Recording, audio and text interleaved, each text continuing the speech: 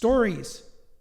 We live by stories. We live by stories. There's no way around it. That's an indisputable scientific fact. That's the revolution that's taken place in the last 50 years. People across a variety of disciplines have come to understand that a description of the structure through which we see the world is a story.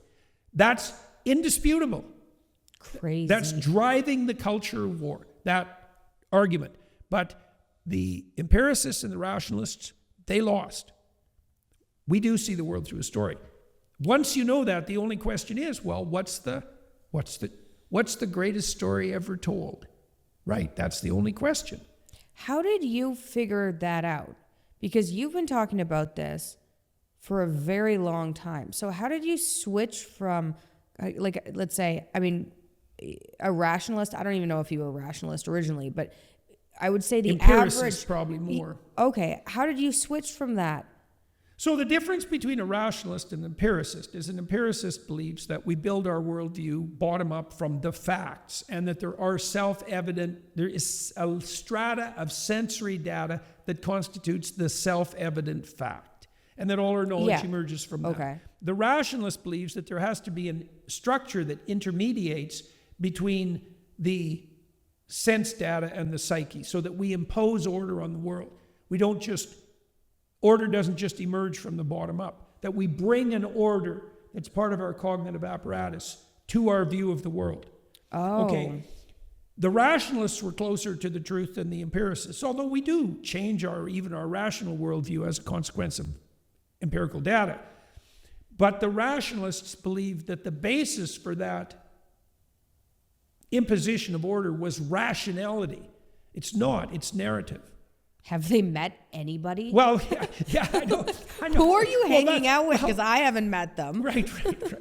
No, but that's exactly right. You know, that was the flaw in the worldview of the rationalists, like, let's say, like Dawkins, or even Michael Shermer for that matter, both people I have respect for, by the way.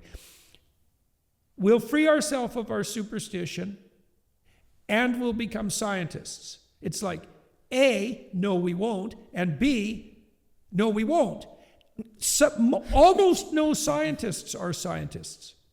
Yeah, we've seen that. Well, that's sure. Been loud and clear over the last period of years. That's for sure. Yeah. You know, I mean, Suddenly everyone was a scientist. Yes. They're like, oh, nobody's a scientist. Yeah. Well, then that's true. Like, it's really hard to be a scientist because you have to be willing to change what you think when you're wrong. Yeah, you can't have any ego associated with it. You have to look for where you're wrong. That's very annoying. It's very annoying, especially if you predicated your career on something you claim to be true. Mm-hmm. It's like, you know that thing that got me the job and my reputation? Turns out it's wrong. Yeah, you have to really want to find the truth. Yeah, you have to be desperate. And that's it. That's it. And then it doesn't matter if you're wrong because who cares? The goal is to find the truth. Right. But well, the thing is, at that point, you're not only a scientist, you're also religious because you believe that the truth will set you free and you actually believe it. And that's hard. That's really hard. Like first of all, no, there would be no real science without a bunch of false science. So let's get that on. Like, to do something right requires doing it badly a lot. So the fact that a lot of scientific studies aren't replicable, it's like, well, you know, some undergraduate did the study and it was his first one. So, you know, should it have been published? Yes, because you have to learn how to write scientific papers. Most science is wrong, but some of it isn't, right? There doesn't have to be much that's real for things. And like, how much of it do we want to be real? Do we want things to move faster than they already are? You know, if we generate 3% new information a year and 97% of what we're doing is rubbish, it's 3% a year. You know, it's like, it means we're like twice as smart in 10 years. That's plenty fast.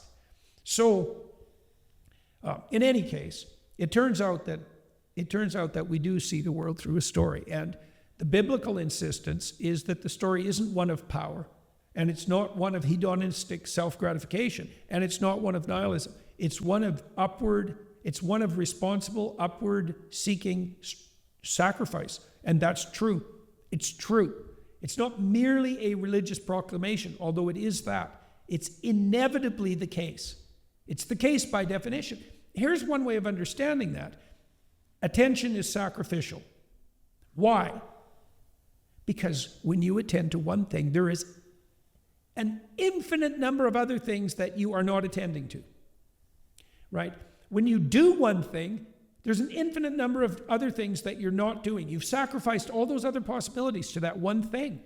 What is that one thing that you're sacrificing everything to? Is it your whim? Well, that's not going to make you very popular with your tomorrow self or with anybody who might want to be around you. Yeah. Like, what's the aim of the sacrifice? Okay, there's more. Community is based on sacrifice. Well, why? Well, when you're 3 and you learn to take turns, what are you doing when you take turns? You're sacrificing your turn. Why? So that your friend can have a turn. Why?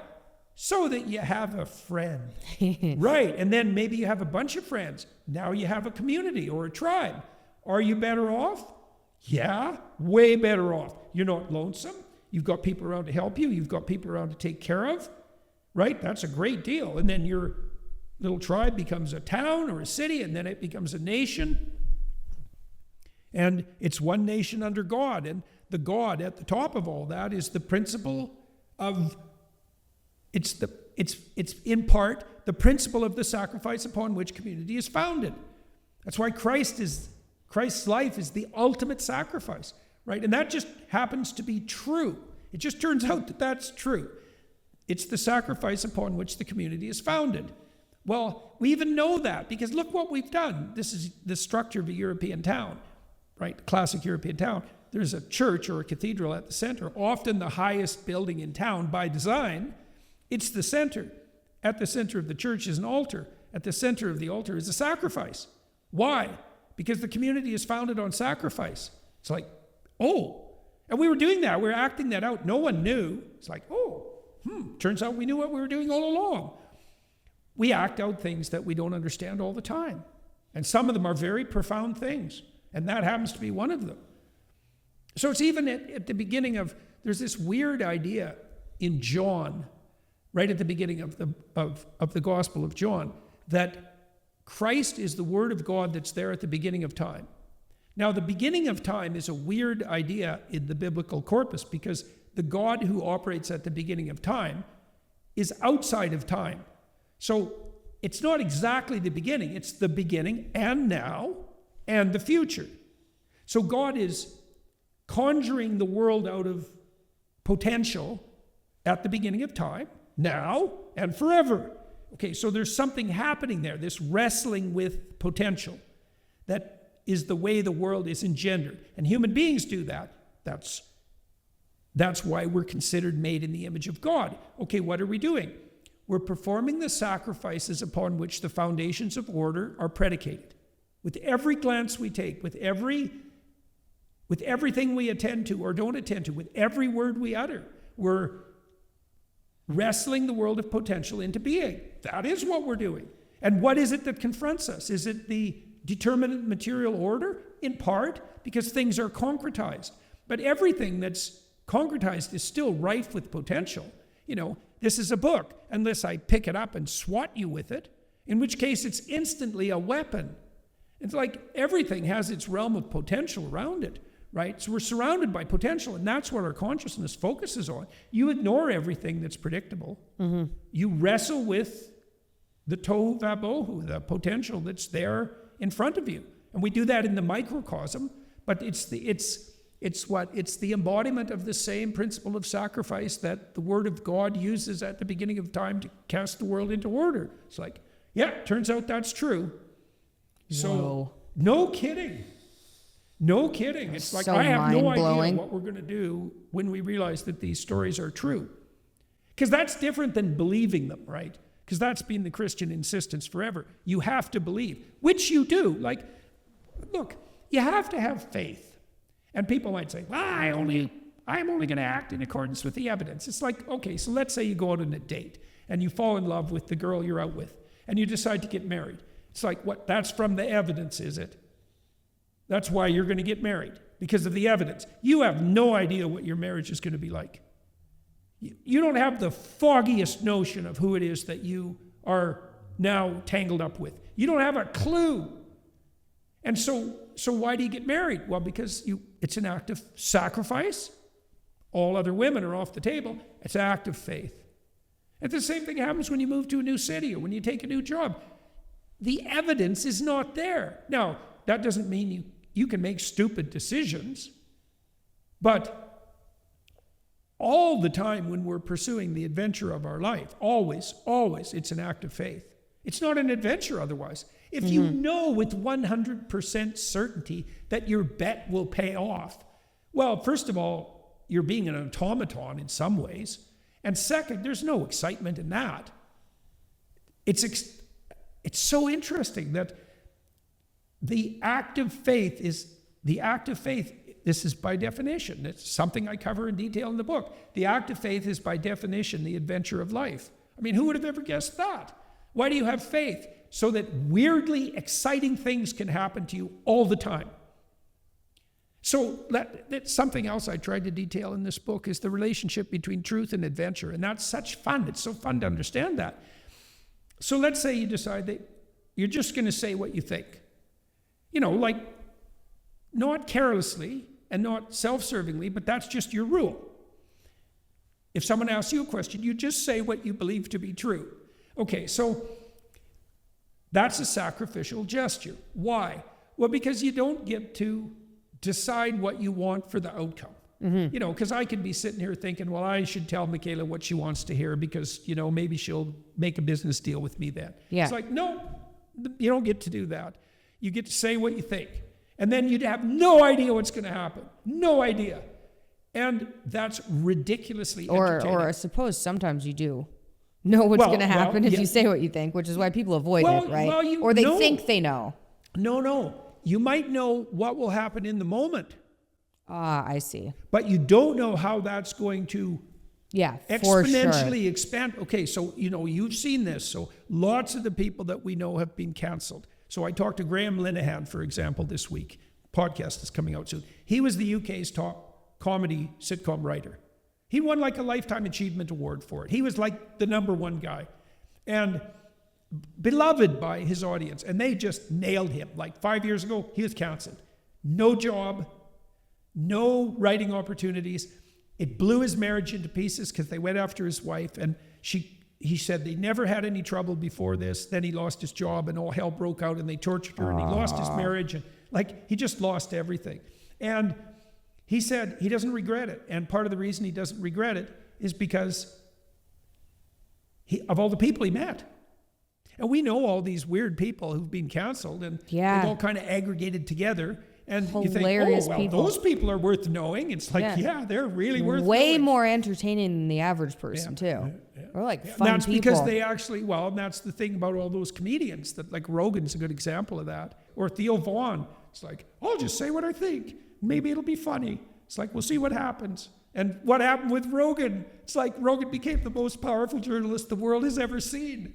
So that's funny. And it turns out that when Kamala Harris decides not to go on Rogan's show, that's really hard on Kamala Harris and not very hard on Joe Rogan. Yeah. Right. Pretty funny. Oh, man. So there's an object lesson there. And Trump went on Theo Vaughn's show. I know. That was great. It's so funny. Theo's super bright, and I think he's hilarious. But he plays he plays working class hick perfectly, partly because he was one, even though he's a complete bloody genius. And now Trump is the guy that's being interviewed by Theo Vaughn during the weirdest presidency run ever. It's like, that's entertaining.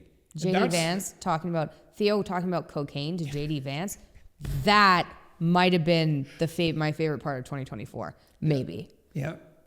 And so that's part of, I think, adventure is divine comedy. And the pathway to divine comedy is the truth. And that's so...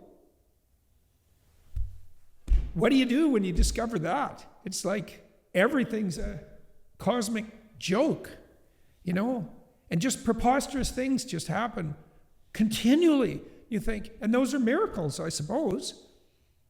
Who knew that miracles were comedic? But hell is horror, so why wouldn't heaven be divine comedy? And why wouldn't the pathway to that be adventure? I mean, that's what all the quest movies are about. Little hobbits, going off to face the all-seeing eye of Sauron, which we're doing everything to create as fast as we possibly can. Mm-hmm. The world's a weird place, man, and that's for sure. And it's going to get stranger. So strap on. Jordan. Strap in. Oh, yeah. Not strap on. Strap in. We can add that to the intro. Yeah. Scuttering away. And brilliant. Yeah. Uh,